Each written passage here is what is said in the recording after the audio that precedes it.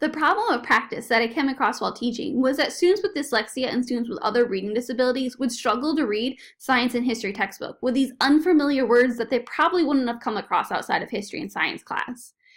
As a history teacher, I greatly believe that students shouldn't just get information from one source, aka me, but they need to be reading primary source documents and other research and other web pages for information about different historical topics. The problem with this is that I don't know the reading level of these, and sometimes students can struggle.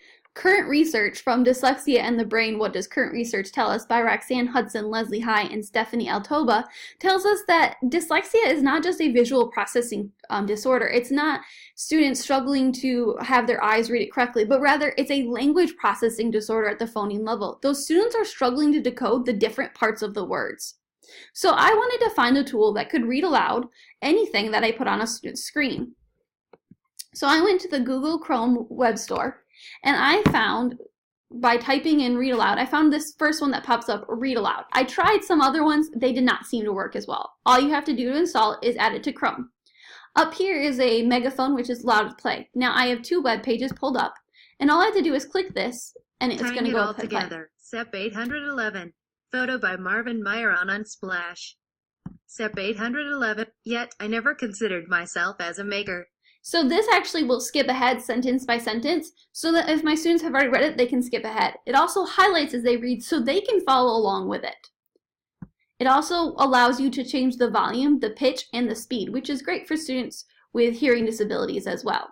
In addition, it allows me to go ahead and put this in a Google document, and it's going to read the Google document to my students. Found at Christian Broadcasting Network 20. Although, O sons of God, you have promised more firmly than ever to keep the peace among yourselves and to preserve the rights of the church.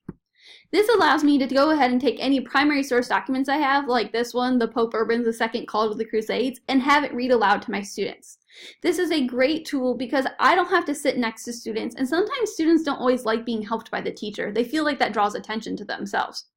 The only con of this tool that I can find is, number one, you have to have Google Chrome, and the second thing is I can't just scan in a document. It has to be typed in some way, shape, or form. It has to be a PDF, a Google document, or it has to be on a web page for it to work.